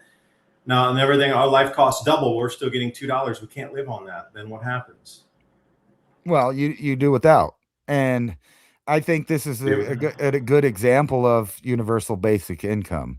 It's the same idea, right? You only get so much money, but the prices, they're not relying on how much money you have unless they do it the other way that I said, and they just estimate how much people are actually trying to save or accumulate, and then they raise the prices on everything so that basically you have just enough to fulfill your obligations and exist. Do you really need that cable? Do you really need your high-speed internet? I mean, we do, because we rely on this to continue to talk to people and. All right, so there's your 10-year annualized fixed income forecast return. All right, so your valuations are going negative out of Japan and Europe. Okay. U.S. high yield. Yeah, right there. I was looking, going, what's a blue? Because it popped out on me. Value all negative. Okay. So look at that. They're already anticipating high default on, where is that high yield default in the U.S.? Well, that is that, private credit market that's offering high yields that nobody can get their money back from, and they're defaulting left, right, and center right now. This is a very dangerous time, because you got trillions of dollars locked up in this private credit market. It's way outside. Like me and Ransom can't participate. Like, to even get into it, I think you need something like your minimum's 10 million on a single offering. But a lot of times they bundle those together to get a higher percentage rate, and like 10 of those people will come together, put in 100 million. They're like, okay, we want our money back out, and they're like, you're not getting it out. What's that? Blue Owl and BlackRock, Blackstone, and I forget, there's a few others. Like, no, we can't let you have your money back. Well, that's a default. Right. And then look at the valuation here. It's all default. I mean, it's negative here. Minus 0.4. Another thing to note on that chart, though, is look where it says average yield, where that darker green is. Mm-hmm. Okay, so is our interest rate going to run above 5.5%? I think it already is. So you're already negative, even just sitting on a fixed income yield. Right. You're losing money by doing that through inflation. I think sounds good. I'm earning 5% on my 100,000. I'm getting $5,000 a year just to do nothing, but inflation's running at 9%. So. But that's you're all right. losing 4% for doing nothing. It's all right, because these countries are the new. We're gonna run it. You notice that they're not listing the UK along with the. If you look at this, this is the old British Empire, especially after World War II, when we added the Japanese and then later the South Koreans into the kind of empire here in Taiwan too. It's part of the empire, part of the economics, part of the friendly nations. But I think it's funny that they left those other countries out, and we're not even talking about them anymore. We're just talking about US, Japanese, and Australian. Why is that? Well, Australia and the United States have massive amounts of land and reserves to pull out things endlessly. They're never going to hurt for energy, not really, unless, of course, you fix the markets to act like you are. But as far as untapped resources, as far as the U.S. and Australia, there's plenty of it, endless amounts, especially Australia with the smaller population compared to how much land mass they have. Yeah, read that first bullet point right there. We Yes. expect revenues of U.S. companies. Yeah, right there. Can you read that for me? It's a little small for me. That's all right. The first, just the first bullet point. Right. We expect Yeah, revenues of the U.S. companies to increase by 3.5% a year on average over the next 10 years. 2.3% less than the 10-year average. Yeah, than the last decade, but still healthy growth. But it was 5.8% before. So put that in perspective. Average was 5.8, and that is going to drop to 3.5 because something's going to contract here. They're already telling you. You know, most people will never read these types of reports, and this is the kind of stuff I dive into occasionally. You know, I'll try to dive in and get a chart to put on my channel, and I'll pull like one nugget out of this, or maybe two, because to go through the whole thing over, you know, a 30-minute video or 20-minute video, you know, people are looking for more like connected dot information, but this is solid. Like that is a nugget of nuggets there, because they're absolutely telling you everything's going to contract by about 50% right now. Right. Stock market included. It doesn't go down that much unless the stock market contracts that much. This is what kills me too. It's like, what happened to the days of, you know, real equity, and where the citizens of a country had enough equity to be part of the GDP. That's disappearing. It's all becoming, I don't want to say communism, but it's similar to that whenever you have the highest of the earners and the government in cahoots to own everything and run everything. And that's really all that's left. Because if you look in today's world, and I would just say on a general basis, like when my grandparents grew up, my grandpa worked for Campbell Soup. He was a plant manager. He was the water manager for like all the whole region up in Ohio. So he would get paid in stocks a lot. He would take out part of his valuation in stock. Like at the end of the year, they give bonuses. Like, I don't want the money, give me the stock, because they kept paying dividends. And man, that thing would split every few years. And I remember at the end, after they passed, working with my dad, and we got some of that for our family. And my dad's like, see how they did that? They invested this. They knew this one company, if they held it for 50 years, it was going to keep splitting and splitting. And grandpa thought the price would go up because it was a solid company. You got to think about this company. And when you buy shares, don't look at it like you're going to buy it and resell it. Just get the ones you think are going to last for a really long time, like Coca-Cola, Campbell Soup. Go down to these blue chip equities, like way down in. They're not the industrials, but consumer goods you need to eat every day. And my grandpa was super about water. He was the plant manager for all water treatment, different water systems. And then not only that, but, you know, at the Great Lakes at that time, we're getting a little polluted. So they were really worried about water issues and contaminated water coming into the food supply. So he was all about filtration and all these things. So I learned a lot about water when I was younger. But anyway, the way they invested was they only bought one company, and that's all they bought. They didn't buy anything else, nothing. They only held one company, and it kept splitting, and then all these, and they even had the original stock certificates, you know. But still, like, who has that kind of money to invest anymore? That's the reason I'm telling you. Back in the 1950s and 60s, one person could work. They could have a house. They could have a car. They could raise a family of 3 or 4. And the mom would stay home and work. Like my grandma didn't work until all the kids were out, went to high school, finished up, and then she got into like community stuff because she had the free time. Like, you just think about the work, think about the families today. Like, everybody needs to work just to get by. Like, I'm living in that world too. It's ridiculous. Like the stories of my parents and grandparents and knowing how they lived and grew up and had good supply for everything on one income, one. Right. That's how they were able to invest. It's difficult for the average person in the average world we live in to have any extra money left over to invest. And if it's something they're selling you on the news as a get rich quick thing, it usually disappears in like a few years. So, like the odds are stacked completely against the average regular person who's really pouring their heart out to make it better life for their families.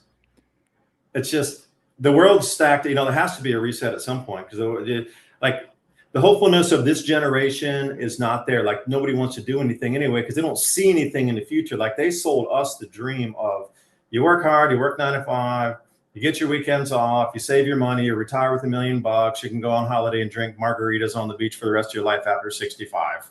Get to work. Nobody's going to believe that in it. No, nobody's believing that at all today. So you can't even sell that, hey, invest money into the markets thing. That's why all these kids are going into crypto. They don't believe in the old system. Right. You can't sell the dream. And with a dream, just selling of the dream to continue to go to work and be productive doesn't work anymore. So I'm saying the entire system is run to an end here. Right. It's either that or they're doing the stuff like the gambling, like poly markets and stuff, which is basically gambling. And they're hoping for their futures on that, which is basically they spread the casino mentality out to the whole economic sphere. But this is kind of the key linchpin of the point of this whole thing that I was going to get to, because I didn't represent it that good. But the contributing factors to our forecast: natural resources. The global shift to self-reliance may stoke demand for commodities to support AI, advanced defense equipment, and robotics. Global infrastructure, increasing global power demand likely will drive growth, particularly for the global utility sector, which is going to be putting that sector is going to be making AI, advanced defense equipment, and robotics. And then down at the bottom, global real estate, lower interest rates could stifle declines in commercial real estate deals, and AI growth may boost demand for real estate to support the data centers.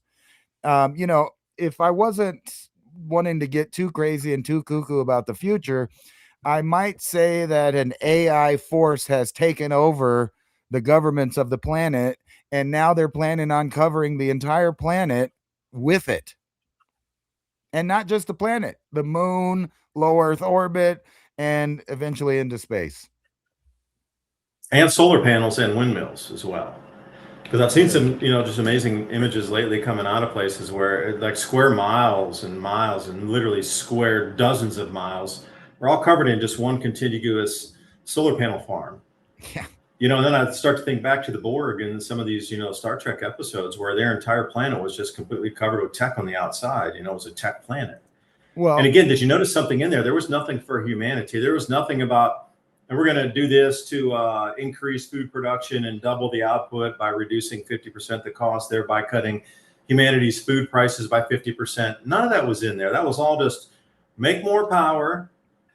Oh, wait, we're going to put more CO2 in the atmosphere. I thought for 40 years we were banged on the head like a harp seal not to, pollute or put any CO2 in the air. And now they're saying, oh, well, that was kind of the old world. We need to pollute the crap out of this place because we need to produce so much power to power the data centers, that all that stuff about burning coal and gas, that's old school. You're not an AI thinker these days, man. You're stuck in that whole global warming time. Get out of it. Like they're trying to switch us again in the narrative of how you're even supposed to think about the world.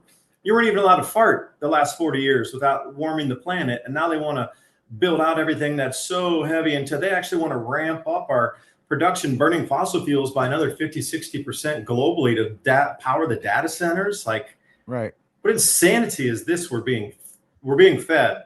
Really, we're being force fed and brainwashed on this. Well, you brought that up. Think about some of the more famous sci-fis. You got the Transformers for the younger generation. They come from Cybertron. It's a planet completely mechanized, ran by AI. It's basically a giant robot. And then you got Star Wars that everybody loves. Their main central capital, the Roman Empire in the series, is called Coruscant, and it too is a complete city planet with nothing but mechanical devices, no greenery, nothing. It's just people living off of robots and AI, and half of the people are part robot or AI. And we're gonna put it out there in space, man. I was watching a few commentators explaining why there were no stars in most of the images here from the Artemis imagery, and even the ones on the backside of the moon, that they could have been out of the photon flow, so they could have gotten sort of a nighttime environment. Still, there were very few stars. And they're like, well, we turned the thing this way, and then we shot it at 10 seconds, and wow, look at all the stars. I can tell none of those people have ever owned a nice camera. Because you can't, if you have an object that's too bright, you cannot see any of that dim stuff. You would have to complete, like, if you were watching the stream, they kept blotting out the windows so they could take pictures. And the reason for that is because both the moon and the earth are so bright that it blocks out any chance of you picking up some of that stuff. You can see it with the naked eye, just like when you go outside and look up. But go outside and try to look up at the stars under a street lamp. You're not going to see any because it's too bright. And I've photographed space a lot. Like I have some really high def video of the moon, Jupiter, Saturn. It's really hard to get them. And one planet you cannot film is Venus because it's too bright. You can't get it to focus in. It'll always look like a moving orb. You can't film Mars. It's too dim unless you have some really good equipment. I have a Nikon P1000 with basically a super zoom, but anytime I take a photograph that's going to show the moon in detail, you're not going to see any stars. Now, if you want to see the whole sky, you'll see a bunch of stars, but the moon will just look like a blot of light and there will be no detail in it. I mean, it's pretty easy to explain that if that's what they're doing. Now, what they can't explain is why none of the pictures are coming from the camera and all of them go to Adobe Photoshop first.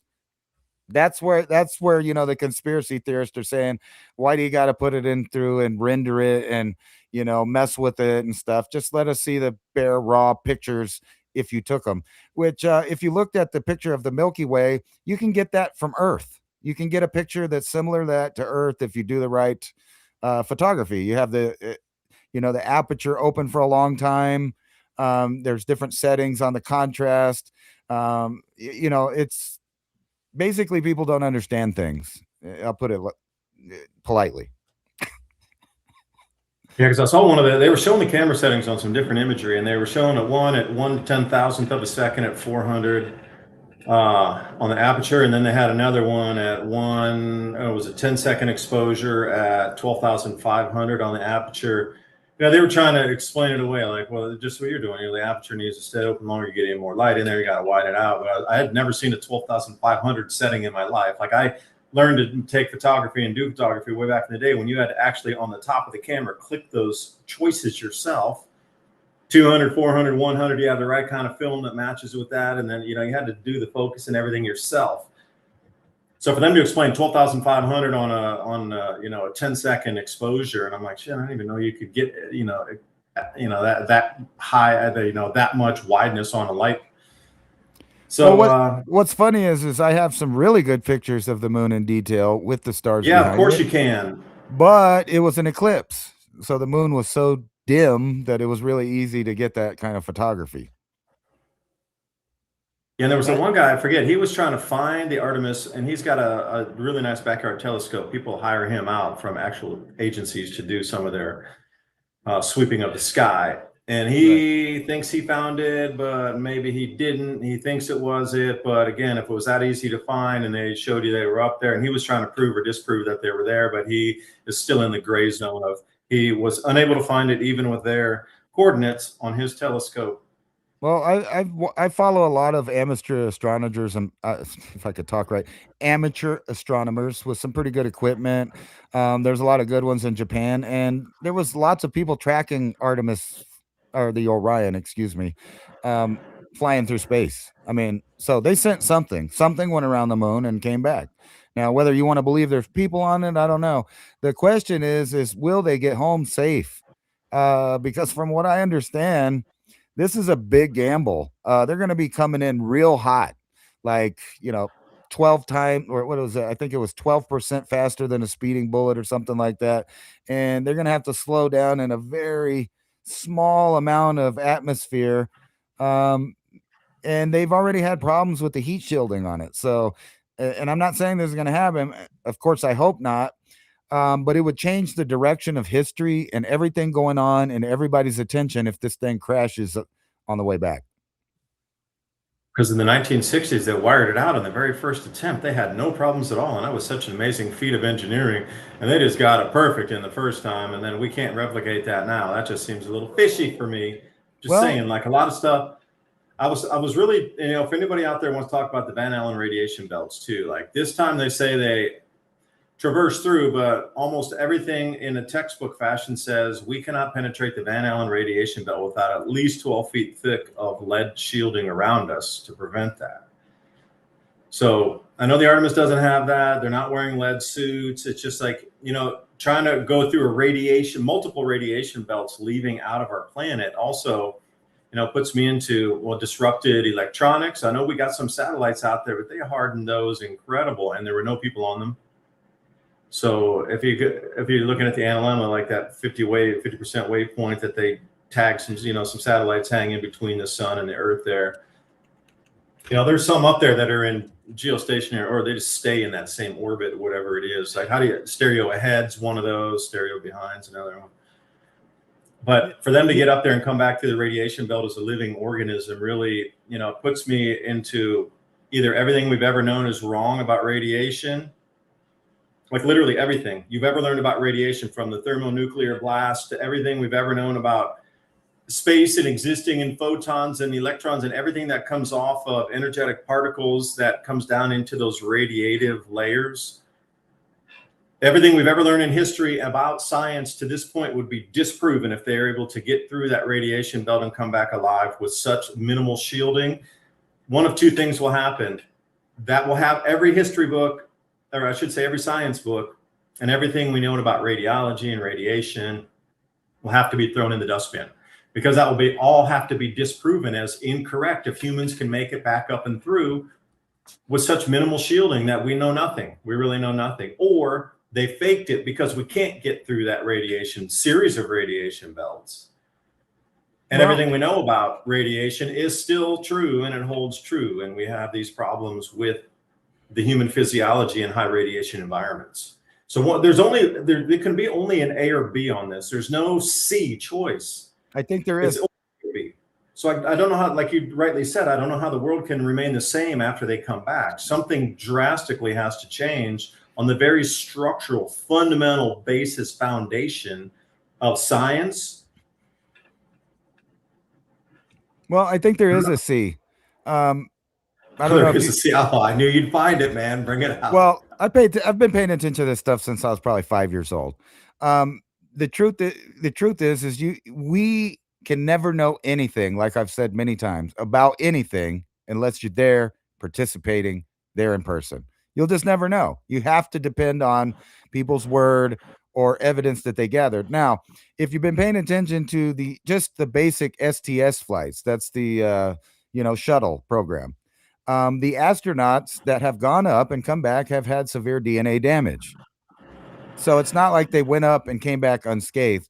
All kinds of things happened to them. They've had DNA and genetic expression damage and changes. They've had elongated telomeres.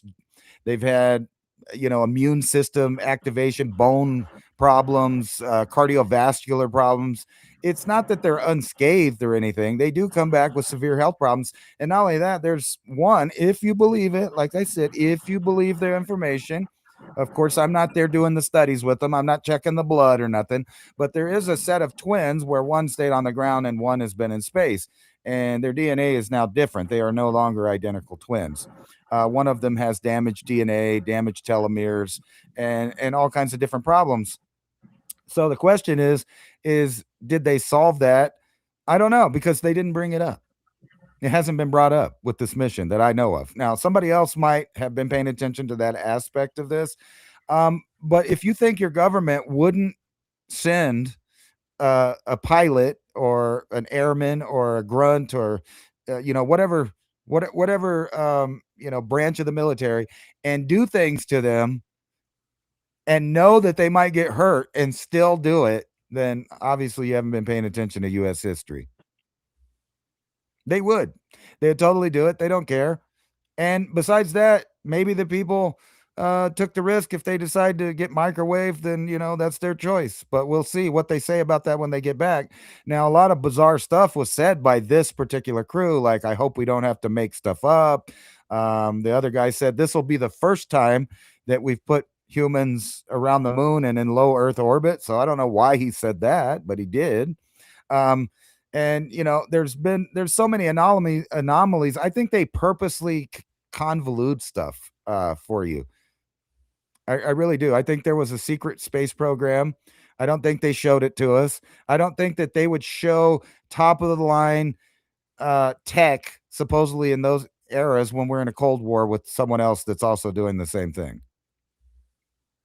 Yeah, I'm still down with the electrogravitics, like I was talking about with hidden technology, or at least the destruction of possible technologies that would have taken us away from this, copper line, copper wired world we're in. That if we could have continued with that wireless transmission of power, that source and generation and transmission, that goes right along with it. Well, that goes into the electrogravitics, and I would play ball with you on that and say that anything's possible at that point because there's no weight involved with anything at that point. So you could have 500 feet thick of lead, and it wouldn't matter because it's weightless, and it doesn't really. The only time it would retain its weight is when it comes back and you land it on planet Earth and turn off that power source.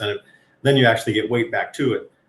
So this space program, if there's other elements to it, and this high tech you're talking about, electrogravitics, shit, that's been around since the late 1950s, early 60s. Dr. Brown is one of the big ones there, and there's several books on that are publicly available about their experiments being tethered to poles and how they got these things to move and how they bank, and alien reproduction craft with, I forget the artist's name, he aerospace magazine artist, and he had done some really incredible drawings about how they have these electrified plates beneath and how they power each one of those, and they make the ship bank and that sort of thing.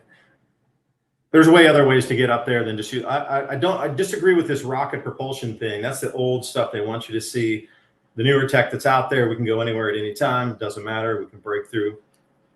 But they're trying to sell us that we can still go up there with some fire beneath us is just kind of ridiculous at this point. How do you think all them satellites get up there then? Well, they're low Earth orbit. They're not way out at the moon. Well, I know, but how did they get up there? Well, fire. Maybe. Do we even know? I mean, they could show you something. Well, according to our government, we have now been to the moon 10 times, and 6 of those times they walked on the moon. They got out. They left a buggy. They're taking pictures of those things. We have a orbiting satellite. If you believe in satellites, we have an orbiting satellite around the moon, and periodically it takes pictures of what appears to be a rover and the other science experiments and stuff left behind. Now, there's fake images. We live in the era of fake images, so you can make those images. I'm not arguing that, but I'm just saying you're talking about hundreds of thousands of employees, engineers, and other things all in cahoots. So you just to fake you out. I don't believe that. It's just too much. Well, I'm just talking about humans breaching that outer layer of radiation to get out. Satellites are well known to go out. Like I said, they harden them, turn them off, get them through, and then they activate them once they're outside. And they shield those things off incredibly anyway for all types of EMPs and radiation events. I mean, those things are destructive. They try to break those things as much as they can. So I don't dispute that we could use fire under something to send a satellite up. Talking about an actual space program to send humans to the moon through radiation belts that are unsurvivable at the moment. Well, do you think bring them back twice? Getting through once would be a miracle, but to come back through that same radiation belt twice is a little bit far-fetched, Well, purely electronics, that's survivable. It is. I mean, there's all kind of satellites up there that are doing things, bringing us back. Lunar imaging, we got solar imaging. There's low Earth orbit, middle Earth orbit, higher Earth orbits. That's all great and fine and dandy, but it's all electronic. I'm talking about physiological beings going through that. Damn, hardly any of those things survived that they sent up in the '60s with primates and what other salamanders and things they sent up there. Snakes and what else did they put? They put a tremendous amount of different type of, life from Earth on the surface. Up the ants, they put ants up there to see how they survive. Well, think about this for a second. Electronics are more susceptible to radiation than biological entities are.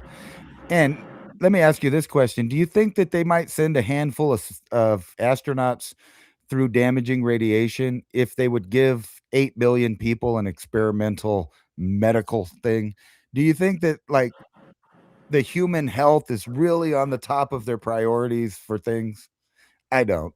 So I know that they would do that. They strapped a guy to a high-speed test track out here and ran him down, and the guy had all kinds of, issues and didn't live that long afterwards. They strapped him literally to a rocket and sent him at Mach speed down a railroad track at the time.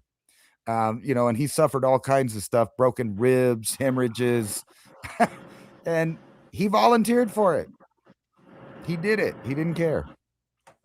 Isn't that, yeah, wasn't he pushing like 700 miles something per hour in that chair on top of the rocket? I'm just saying, I don't think that, with the history and the track record of the U.S. government, military, that they're really that concerned about their employees when it comes to doing some kind of task that they want done.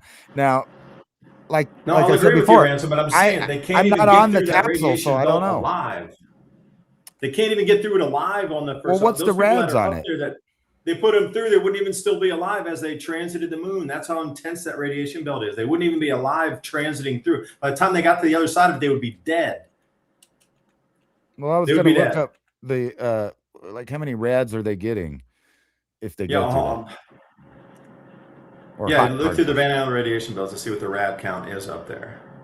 And then you got to go through the F layers also, and you're transiting out from that zone. When you start to get up into those F layers, become electric as well. So then your physiology is affected. Forget the radiation. You're going through an electric belt upwards before you get into the radiation, and you get that transition zone where they're like looping in on themselves. You get Okay. magnetic field anomalies on your brain happening through that. So you're getting a layer cake of things disrupting your body functions the whole way through. Like, I just don't think they would be alive after they got outside of that radiation belt for the first time. So them coming back in, they're already dead anyway. So if they burned up that capsule, they would not, it wouldn't make any difference because they already proved that they probably couldn't make it through. Well, according to the science, if you went through the Van Allen radiation belt exposed with no protection, you get about 26,000 rads per hour, which is fatal. However, with standard aluminum shielding, you only get about 13 rads per hour, and that's not that big a deal. You're getting that already. You're getting that outside in the sun. I stand corrected. 13 it is. There's your magic 13 number again. That's if it's the truth. I don't know. Like I said, I'm not in the capsule. I don't know for sure. But that's one 26,000 to 13 with a piece of aluminum foil that you could wrap your dish with and put it in the oven. Great. No, we're talking about inch or more thick aluminum alloys. We're not talking about a thin sheet. We're talking about thick metal. So I'm just saying it's possible. I want the cross section of that son of a bitch capsule. Let's see here. It says the Apollo missions, which passed through quickly, averaged about 11.4 to 13 rads total during their transit, making it not very lethal. Not very lethal. Let me check the chat and see if anybody's thrown us some goodies in here for this.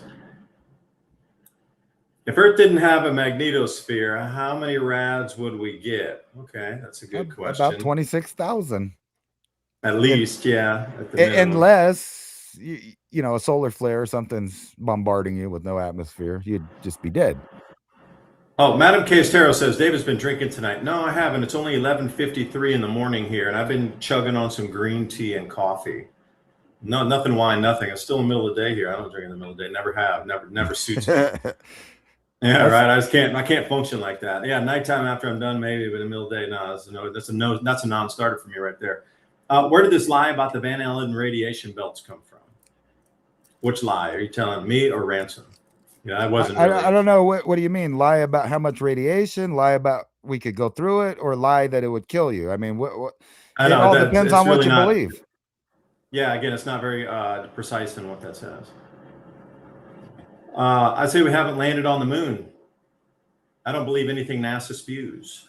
Dr. James Van Allen, discoverer, said humans would die after a week in the most intense part of the belts. Well, they're not in there for weeks. They're passing through it. Yeah, they pass through the least intense part rapidly. In under an hour. Space shuttle said, yeah, this is the same thing I heard too from some of the space shuttle. When they get higher up, 400 plus miles, that they start to get like all these white stars in front of them.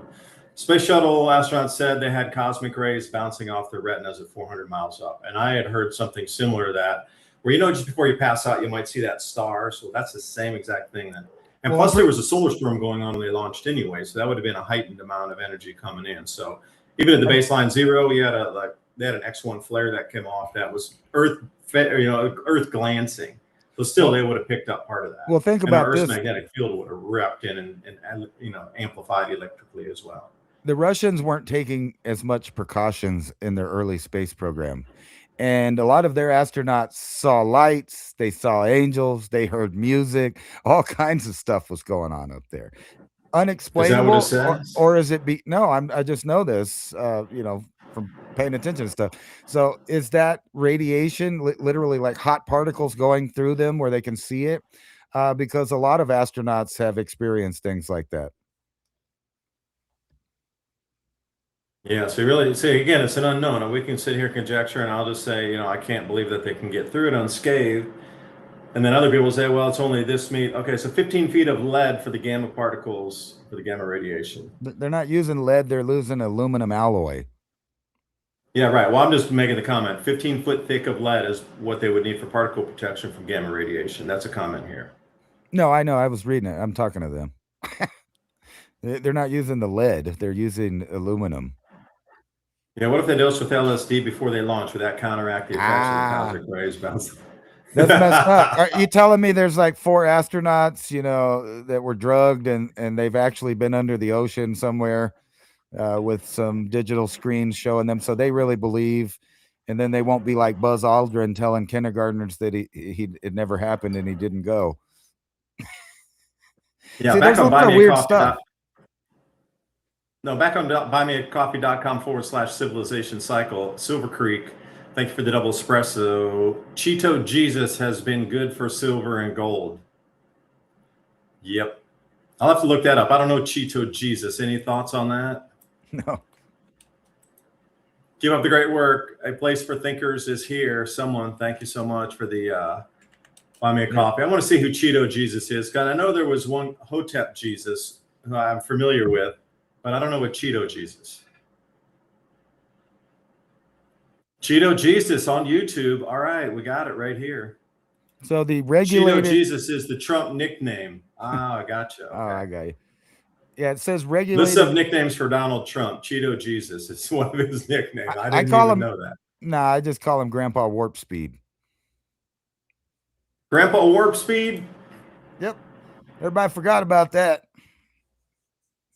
They wanted you to. You can like him, you can not like him, but the guy is a pharmaceutical salesman.